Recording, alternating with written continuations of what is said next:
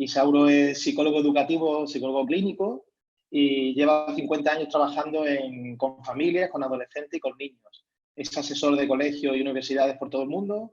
Además, es autor de excelentes libros y algunos hablaremos a lo largo también de este diálogo, de libros, de materiales educativos, y fue en el 2007 fue Premio Nacional de Investigación e Innovación Educativa. ¿Qué tal, Isauro? ¿Cómo estás? Pues muy bien, Juan, encantado de estar participando en estas sesiones tan enriquecedoras. Genial. Bueno, pues nos toca hablar un poco de la relación escuela-familia y quiero empezar comentando en tu libro Padres Comprometidos, en el que tratas lo que significa ser padre hoy, y en ese libro mencionas cómo siempre ha sido un reto para todas las familias la educación de sus hijos, pero sin embargo que parece que en la actualidad, decías en el libro, que ese reto se ha vuelto cada vez mucho más complicado y ha perdido su ausencia como la base para una vida plena. Y yo me pregunto, por comenzar este diálogo, si eso decías en tu libro, que era un enorme reto, ese reto, ¿cómo se puede abordar ahora en estos cambios adicionales? Comentaba Juan que yo creo que primeramente cuando hablamos de estos acontecimientos a veces le damos un valor mítico a muchas situaciones porque primeramente consideramos que este evento que hemos tenido, esta pandemia, nos aboca a la incertidumbre y a la complejidad, como si fuera algo especial, algo diferente, pero en realidad la incertidumbre y la complejidad es el hábitat humano. Nosotros vivimos en la incertidumbre y en la complejidad. Cuando suceden estos acontecimientos, tal parece que son anormales, porque nos han preparado desde pequeños a vivir en lo seguro, en lo predecible, en lo ordenado, en un programa. Y esto nos saca de la mentira y nos enfrenta a nuestra naturaleza, incertidumbre y complejidad. El segundo mito que yo veo que es necesario quitarnos de la cabeza es que todos estamos hablando como si la pandemia nos estuviera generando ahora necesidades de pensar o que tendríamos que generar nuevos modelos o paradigmas de vida. Este enfoque reactivo, en el fondo, nos deja siempre como víctimas de las situaciones, en lugar de que nosotros realmente tuviéramos esa actitud proactiva permanente. Porque si estamos en la incertidumbre, tenemos que estar todos los días en la incertidumbre, en la complejidad y en el cambio, en la capacidad para innovar. No son los acontecimientos lo que generan estas situaciones. Ya lo teníamos nosotros en forma de semilla, o esta incapacidad que ahora se manifiesta y que nos confunde y distorsiona nuestra visión de la vida, en el fondo ya la teníamos desde antes. Lo que pasa es que no nos dábamos cuenta, vivíamos en esa comodidad del mito, de la seguridad, de lo simple y de lo programado. Por lo tanto, yo creo que nos sirve para que renovemos nuestra postura de seres humanos y como educadores, además de líderes para lo que es la familia. En estas situaciones yo creo que algo que tenemos que recuperar, y para mí sería el primer paso, es el sentido en que la familia y la escuela tienen que conspirar. La palabra conspiración en sentido literal significa respirar juntos. Respirar juntos. Fue lo que hicieron los cristianos en su primera época. Es lo que han hecho muchos países en sus etapas de independencia. Respiraban juntos y eso creaba una alianza íntima y hace evidente la naturaleza benevolente de esa unión. Nosotros vivimos desde hace un tiempo una lucha permanente, un conflicto entre familia y escuela. Cada vez que hablo con profesores sobre los problemas de los alumnos, inmediatamente empiezan a culpar a la familia de lo que no hace, de lo que critica, de lo que se opone, etc. Pero cuando hacemos lo mismo con la familia empieza a culpar al colegio. Son los tutores, son los profesores, son los programas, etcétera. Y esto mismo es lo que está haciendo que no avancemos porque no conspiramos, no somos conspiradores. Y lógicamente el primer paso es, si queremos evolucionar como sociedad, como familia y como escuela, lo primero es dejemos de pelear y empecemos a conspirar. Es la única manera que yo veo, Juan, de que podamos hacer un cambio. Estamos cansados ya de tanta lucha estéril, de tanta crítica y de tan poca acción conjunta. Falta conspiración. Y en este sentido, Isauro, hemos tenido oportunidad de viajar juntos a ver sistemas educativos. Tú has viajado por todo el mundo. Yo tuve oportunidad de viajar en diferentes ocasiones contigo a Finlandia. Y en estos viajes siempre me hablabas de la importancia de la confianza, ¿no? Sí. Los sistemas educativos que tienen unos muy buenos rendimientos se cimientan sobre una confianza. La confianza en todos los sentidos, la confianza del propio sistema, de la administración en los colegios, de los directores en los profesores y de la familia en los profesores. Eso también debe ser un elemento básico, ¿no? Junto con la conspiración, ¿no crees? Claro. La parte de conspiración implica, tiene como sustento básico confiar, tener fe en la otra persona que me va a cuidar las espaldas y que trabaja junto conmigo en un solo objetivo. Nosotros tenemos en gran parte de nuestros países el ejemplo de cómo los políticos han hecho precisamente todo lo contrario a una conspiración. En lugar de que les interesemos la sociedad o los ciudadanos, en realidad se pelean entre ellos y se les olvida cuál era el objetivo de su razón de ser. Aquí en este sentido, si yo confío como escuela en los padres, no los voy a criticar. Los padres hacen lo más que pueden por sus hijos, a su real entender. Y me toca a mí como escuela formarlos, ilustrarlos, porque los educadores somos profesionales de la educación y tenemos que ayudarle al que no es el profesional, al padre, a la madre, a ver cómo puede educar a su hijo y cómo podemos unir fuerzas. Por otro lado, la familia necesita recuperar la veneración por el profesor, el respeto por el trabajo enorme que están haciendo los profesores y que ahora muchos padres se han dado cuenta de lo que hace un profesor con 25 o 30 niños o más y que ellos no lo pueden hacer con uno o dos hijos en su casa. Que dicen, Eso me bueno, está pasando a mí, ¿eh? Eso me está pasando. sí, sí, que dice uno, verdaderamente qué complicado es mantener la dinámica interna, psicológica, social de tantos niños, las necesidades de cada niño, cómo ellos tienen que personalizar el trabajo y la familia tendría que venerar realmente el trabajo de un profesor, agradecerle permanentemente ese trabajo. Es esa confianza, el profesor está haciendo lo mejor que puede. ¿Cometemos errores? Sí, ambos. Pero yo creo que este paso inicial lo tiene que dar la escuela primero, ilustrar a los padres. Y te comento, Juan, un ejemplo en mi país de nacimiento en México. Los camioneros acostumbraban poner, no sé si todavía lo hagan, poner letreros por detrás de sus camiones, igual como nos ponemos camisetas que transmiten algún mensaje, ellos ponían letreros y recuerdo haber visto uno que decía, no me sigas, también yo estoy perdido.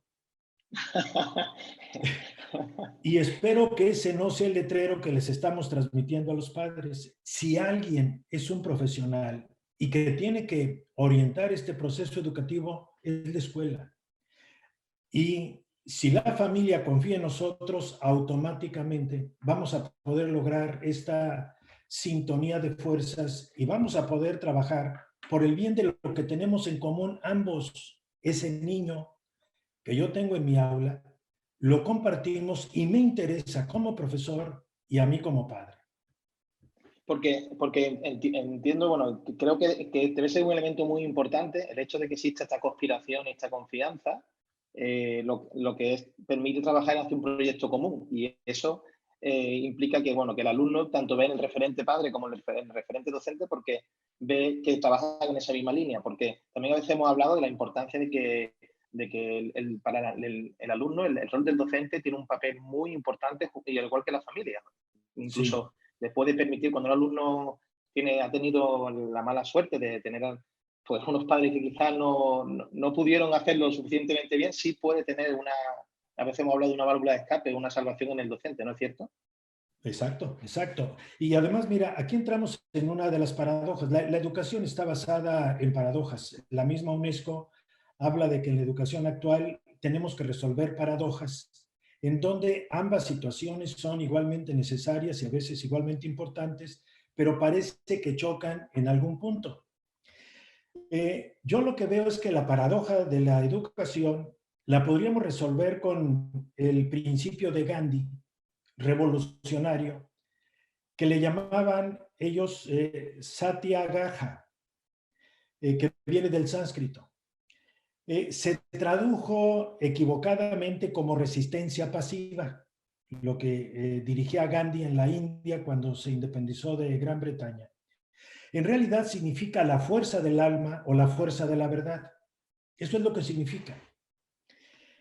Y combina dos elementos aparentemente opuestos. Uno es una feroz autonomía. Necesitamos ser autónomos y la familia tiene su papel y la escuela tiene su papel. Una feroz autonomía con una total compasión. Eso es lo que significa el Satyagraha. Total compasión con una feroz autonomía. De esa manera podemos resolver el problema, pero el problema, ese es nuestro verdadero enemigo. ¿Cuál es la educación? No somos nosotros, ni la escuela ni la familia es el problema, es otro. Y es lo que tenemos que resolver con esa actitud de Gandhi. No me gustaría, porque creo que lo hablamos el otro día, hablando un poco cuando tuvimos la oportunidad de vernos después de hace mucho tiempo por videoconferencia, para ir un poco hablando de esta charla, había un aspecto muy importante que no me gustaría dejar pasar, que era el aspecto de las emociones. Sí, Y cómo está, creo que hay una preocupación lógica en todo el mundo de la educación, de los docentes y, cómo no, de la familia, por qué van a pasar con los contenidos curriculares que el alumno debe adquirir o no adquirir de cara al paso al siguiente. Pero me hablabas de la importancia de que la preocupación casi debería ser igual o mayor en qué está pasando emocionalmente con nuestros hijos con respecto a esta situación de confinamiento y cómo las familias tienen que tomar conciencia de eso. Sí creo que es muy interesante que pudieses compartir porque quizá aquí no se le está poniendo el foco o la importancia que lo merece, ¿no? sí. Yo creo que efectivamente a veces estamos obsesionados con terminar un programa, porque otra vez, terminar un programa nos da seguridad, sabe estos contenidos, se han evaluado de esta manera y digo, ya aprendió. Sin embargo, en la incertidumbre, lo más importante que aprenden nuestros niños no está en ese programa. Hay muchísimas otras habilidades, muchísimas otras competencias que no están programadas, que están entre líneas dentro de los programas y es lo que tenemos nosotros ahora que desarrollar. El niño, para empezar, tiene que aprender a enfrentar la incertidumbre. ¿Cuándo va a terminar esto? No lo sé. ¿De qué manera vamos a retomar el trabajo? No lo sé. ¿Esto va a cambiar? ¿Va a regresar otra vez una pandemia? No lo sé. Y ese no lo sé. Es una de las competencias que ya Edgar Morin lo proponía en los 7 saberes que él propone. Uno es enfrentar la incertidumbre. Los padres tenemos que ser unos modelos ahora que viven con nosotros, que la incertidumbre no proviene de los eventos. Otra vez, porque les decía, ese es un mito. La incertidumbre la provoco yo de que no tengo una actitud proactiva de ver qué hago ante las situaciones imprevistas, que son las naturales. Así es el hábitat humano, inseguro e incierto y además complejo. ¿Esto qué significa? Que si me ven a mí como padre o como madre ahora que estamos en confinamiento y me ven con la actitud serena de que pienso cómo enfrentar el futuro, cómo solucionar las crisis que van a venir, mi hijo se siente seguro. Hace poco vi un documental aquí de los exiliados judíos de Polonia a Francia y ya esta gente muy mayor narraba algo que me impresionó ante una pregunta del entrevistador que les decía, ¿ustedes no sentían miedo al estar huyendo de Polonia hacia Francia a campo traviesa? Y contesta una anciana, dice, mira, ni cuenta nos dábamos de que estábamos en peligro, porque cada vez que íbamos caminando nuestros padres nos hacían ver como que era un día de campo, era una excursión. Dice, realmente solamente una vez yo me preocupé porque aparecieron unos aviones y empezaron a dispararles y los padres se preocuparon. Los niños sentían confianza solo de ver a sus padres y empezaron a sentir un poco de inquietud cuando los adultos se empezaron también a intranquilizar. Nosotros transmitimos gran parte a nuestros hijos o a nuestros alumnos lo que vivimos. Para mí el principio en educación es, le enseñamos más a los niños por lo que somos que por lo que hacemos, y prácticamente quito lo que decimos. Tenemos que ser modelos, y quizá uno de los aprendizajes dentro de esta incertidumbre es, ¿y cómo gestiono mi estrés? El estrés es esencial en la incertidumbre si yo no sé, primero, asumirla como una realidad y no como algo indeseable, y segundo, ¿cómo gestiono mi estrés? Todo el lóbulo prefrontal, que es con el que realmente aprendemos, se cancela cada vez que el cortisol, la hormona del estrés, empieza a secretarse y dejo de aprender. Quiere decir que por más que yo tenga programas excelentes, métodos adecuados, vehículos de información superiores, antes que el software y que el hardware está el mindware. ¿Cómo opera el cerebro del niño para que pueda aprender? Con estrés es imposible que pueda aprender, se cancela. Y en colación con el mindware, también creo que, y vuelvo a la importancia de, y creo que a lo mejor tú siempre hablas de que hay como dos grandes momentos en el aprendizaje. En el primer renacimiento, que nace con la imprenta, en el que se democratiza la información, y luego en el 95, cuando llega Internet y hace que la información sea de fácil acceso, rápida, mucho más completa, y ahí software y hardware me dan información, pero si no trabajo el mindware, pues ¿qué hago con esa información? Luego, claro. Entonces, eso es parte de lo que tenemos que enseñarles, cómo voy haciendo que el mindware, todo lo que es el funcionamiento cerebral, pueda estar a punto para que pueda aprender. Y esto va desde que le enseñamos al niño que las crisis, y tenemos muchas crisis en la vida, no solamente esta, la muerte de un familiar cercano, lo que llamamos un fracaso escolar, el que haya un accidente, cualquier situación, es una crisis, pero no es destructiva la crisis, es instructiva. Y esto quiere decir que necesitamos enseñarle a los niños esta parte. En estos días, por ejemplo, yo si algo sugiero a los educadores profesionales es que reflexionen un poco más. Reflexionamos poco bajo esta prisa en la que nos hemos metido y necesitamos regresar a nuestros orígenes, a la contemplación, a la reflexión. Y por ejemplo, Teilhard de Chardin, un jesuita que por los años 60 del siglo pasado fue muy criticado y castigado, tenía una visión humanista de la evolución que puede sernos útil. Él afirmaba que el futuro está en las manos de quienes pueden proporcionar a las próximas generaciones razones válidas para vivir y tener esperanza. Con todos los conocimientos académicos que yo pueda hacer que un niño aprenda, si no tiene razones válidas para vivir y tener esperanza, de nada me sirve esa cantidad de conocimientos que puede tener.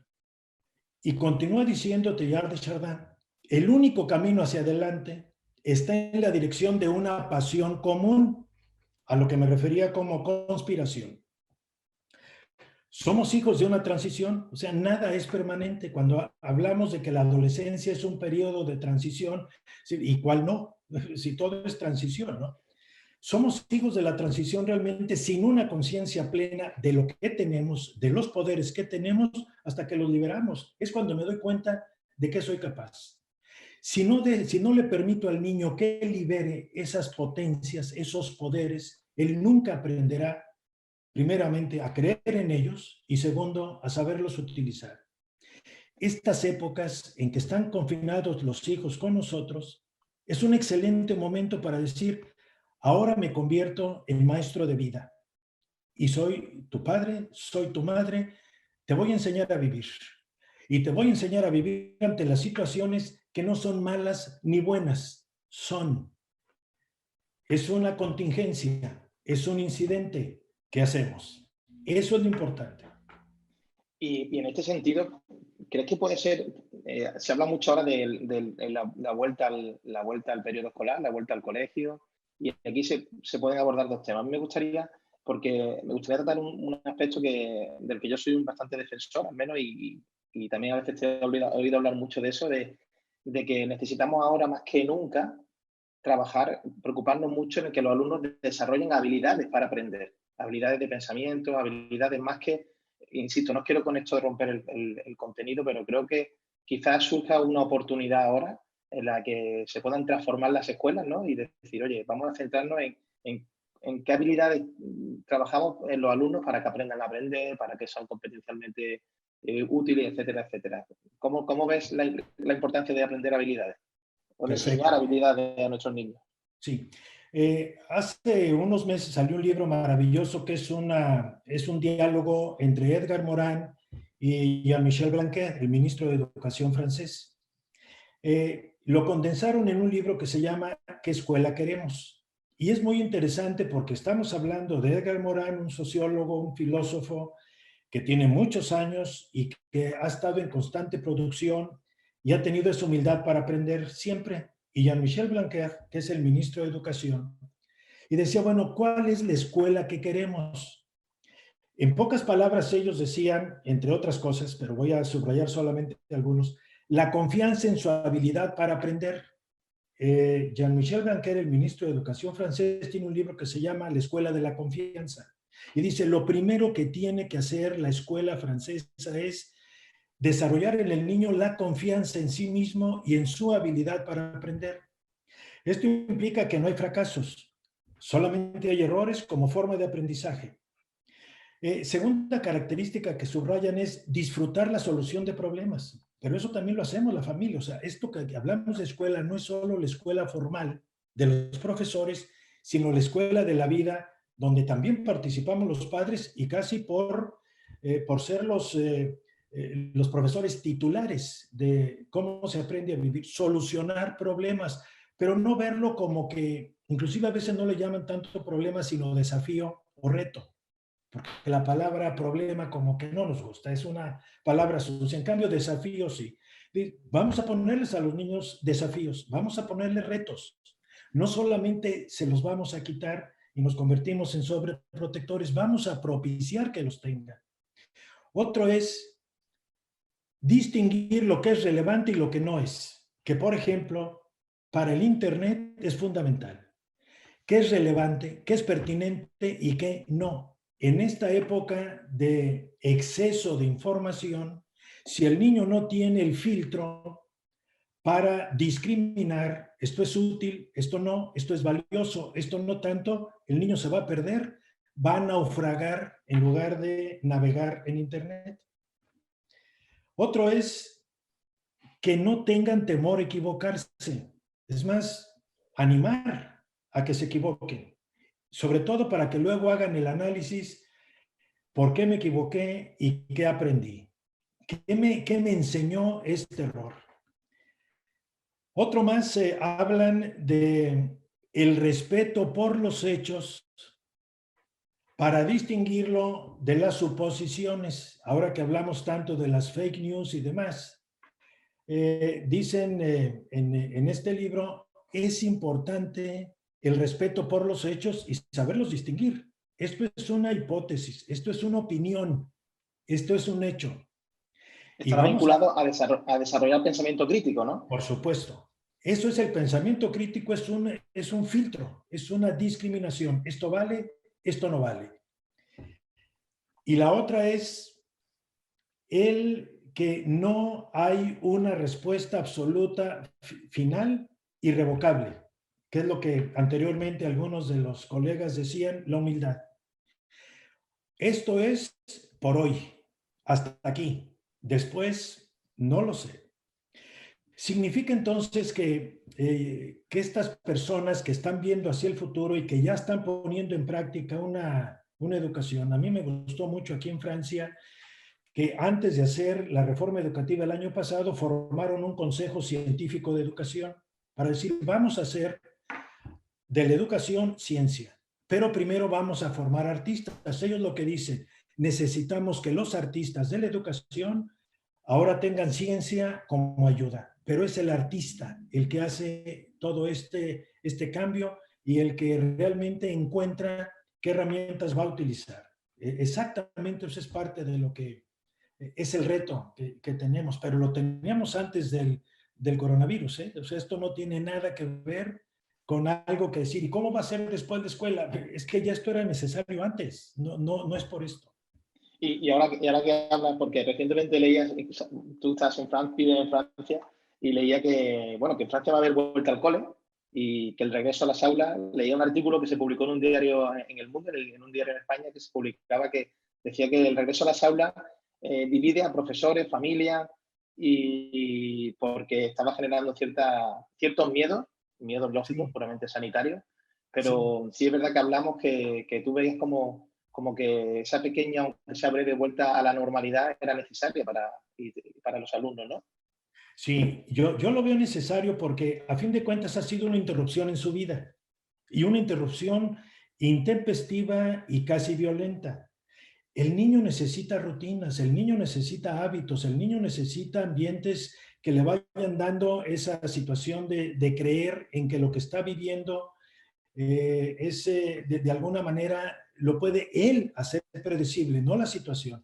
¿Qué hago? Pero tengo herramientas continuas con las que yo puedo enfrentarme a esta situación. Entonces, yo sí veo que muchas veces las noticias tergiversan, porque aquí sale que cerca del 85% las familias quieren que los niños regresen. En fin, todo depende de quién te cuenta la historia, ¿no? Entonces, Sí, sí, sí, sí. yo por lo pronto, pues aquí tengo esa impresión, pero vamos, es discutible, por supuesto.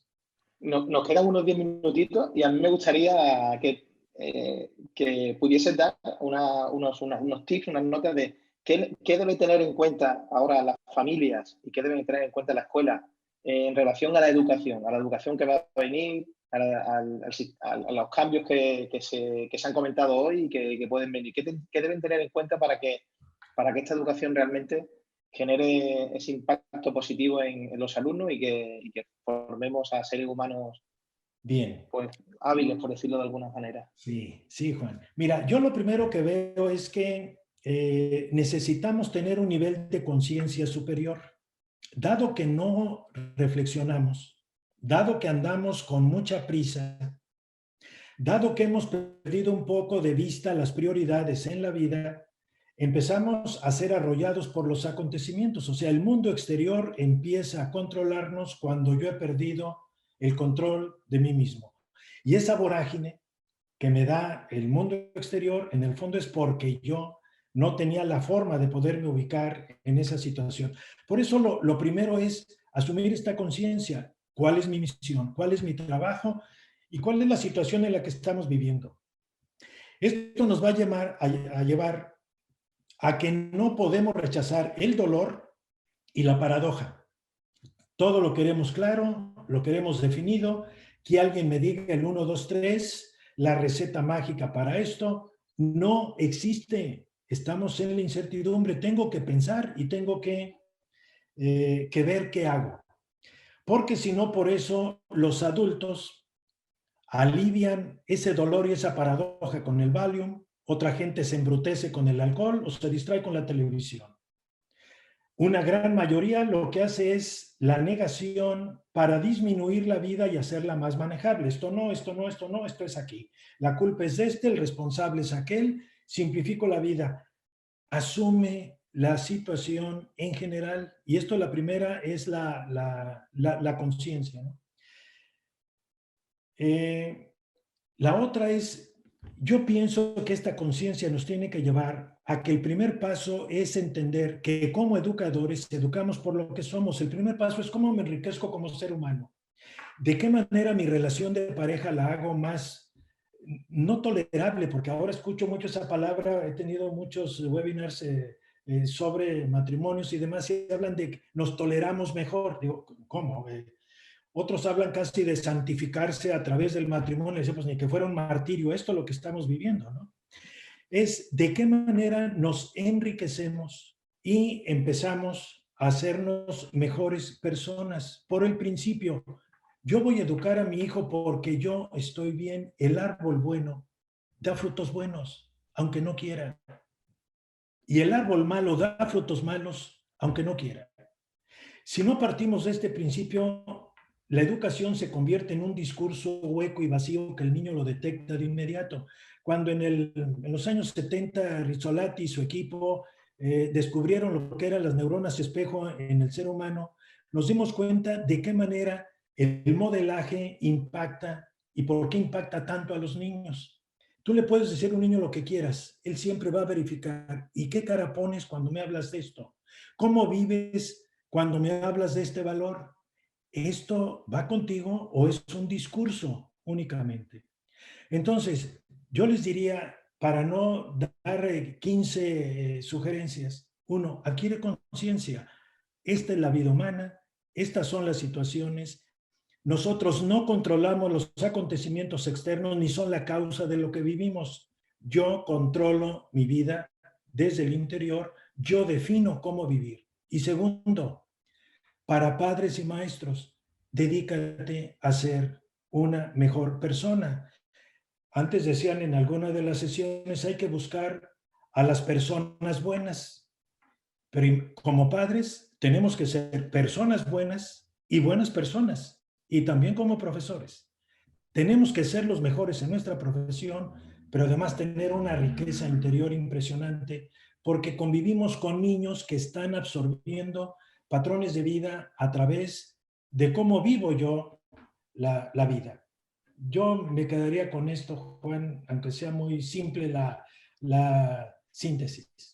Y ante lo que vendrá, ¿qué dificultades crees que nos vamos a encontrar en la relación familias-escuelas? ¿Qué dificultades, qué piedras en el camino van a aparecer para poderlas identificar y poderlas saltear, si van a haber alguna? Mira, yo lo que veo es que esas situaciones no es que vayan a aparecer porque pase esta situación. Y aquí pongo una metáfora. Cuando descubrimos una nueva estrella y se ubica en el mapa celeste, solamente se hace visible una luz que ha estado presente todo el tiempo, pero no existía para nosotros porque no sabíamos a dónde mirar. Los problemas que pueden aparecer después no van a ser por esas situaciones, ya los teníamos. Por eso yo creo que en esta época los adultos necesitamos un tiempo de reflexión y si estamos en pareja es reflexión común. ¿Cómo voy a mejorar? ¿Qué esperas de mí? Si estamos casados, la pregunta sería, si ahora pudieras elegir, ¿te casarías conmigo? Y viceversa. Si empiezan a hacer caras o hay dudas, ya está la Mal respuesta. asunto. Mal Mal vamos. asunto. Pero si dijéramos, sí, ahora, ¿cómo podemos mejorar? Es esa conciencia. Oye, vamos a integrar esto, vamos a hacer aquello. Porque, lógicamente, cada vez que nosotros le demos el poder de lo que pase en nosotros a los acontecimientos externos, ellos nos van a controlar. Y entonces, sí, si eso genera caos, ese acontecimiento externo, yo voy a entrar en caos. Pero aun cuando haya caos, yo puedo poner orden a través de lo que yo vivo, gracias a esta conciencia y a entender que así es la vida, porque para los ciegos todos los acontecimientos son imprevistos, todos, para los ciegos. Pero sí, si estás en el hábitat de lo impredecible, ¿qué esperabas? Eso es lo natural, lo seguro es muy inestable y además adormece. Para los ciegos todos los acontecimientos son imprevistos. En el diálogo de antes hacía una pregunta Rosa a Mariana que me ha gustado porque digo, bueno, pues la voy a usar luego. Así Rosa me da otra pregunta para mí que le puedo hacer y seguro que era la importancia de los vínculos, y le preguntaba si ante la realidad de ahora, en la que pues, todo es virtual y el incremento de estos vínculos virtuales pues prácticamente es absoluto, dada la situación de confinamiento, si era posible el vínculo del profesor con el alumno. Y yo me pregunto, ¿y es posible el vínculo del profesor con la familia? Es que es indispensable. Yo no lo veo de otra manera. A fin de cuentas, desde el siglo pasado, también se ha visto todo lo que afecta con el afecto básico, lo que se llama técnicamente el attachment. ¿De qué manera yo tengo apego básico con alguien? Lo que más tranquiliza a un niño frente a la hormona del estrés es la oxitocina, que es la hormona del amor. La producimos cada vez que tenemos empatía, cada vez que me siento bien con alguien, pero la puedo producir. Y nuestro cerebro lucha entre tener cortisol, la hormona del estrés, o tener oxitocina, la hormona de la empatía. Es indispensable el tener esta hormona. Y aquí acudo a otro filósofo no muy conocido, que él es sudcoreano, pero lleva mucho tiempo viviendo en Francia y se llama, en Alemania, se llama Byung-Chul Han. Él cita mucho el eros frente a la libido. Ya desde los clásicos griegos, los filósofos clásicos griegos hablaban del eros en la educación, que luego se tradujo como la pasión para poder aprender o para poder pensar, ¿no? Entonces, dice, por ejemplo, que cuando hay narcisismo es libido y nos hace depresivos y genera sentimientos negativos como la angustia. O sea, cuando pienso tanto en mí y me encierro en mí mismo. En cambio, el eros se va hacia los demás, hacia las otras personas. Si el profesor solamente piensa en lo que él tiene que hacer, va a descartar a los padres. Si el padre piensa solo en lo de él, va a atacar a los profesores. Inclusive en biología se da. Las células que se comportan de forma narcisista, o sea, carecen de eros, son peligrosas para el organismo. En cambio, cuando hay este eros, hace que todo funcione en armonía y empieza a contagiar de bienestar. Nos está faltando mucho más eros que libido. Ahora, cada quien coja de cada parte que vaya buscando la dosis. Pero para fines educativos necesitamos más eros que libido, más nosotros que yo. Muy bien, Isauro. Pues nada, el tiempo se nos acaba y nada, simplemente quiero agradecerte muchísimo este ratito, este diálogo. Le pido a todos los asistentes que no me hagan repetir el nombre del filósofo coreano, más que nada porque no voy a... es impronunciable. Y nada, te agradezco siempre este rato porque pues siempre nos ilumina y siempre nos aporta un montón de ideas, conocimientos que bien seguro van a dar mucha luz a todos los profesores y personas que nos están siguiendo. Isauro, muchísimas gracias. Pero tiene que ver mucho con el encuentro, Juan. Contigo la amistad es eros y despiertas también conocimiento. Te lo agradezco. Te lo agradezco a ti. Muchísimas gracias, Isauro. Isma, te paso la palabra para el siguiente diálogo. Gracias, Isauro. Gracias, Isma. Gracias. Adiós.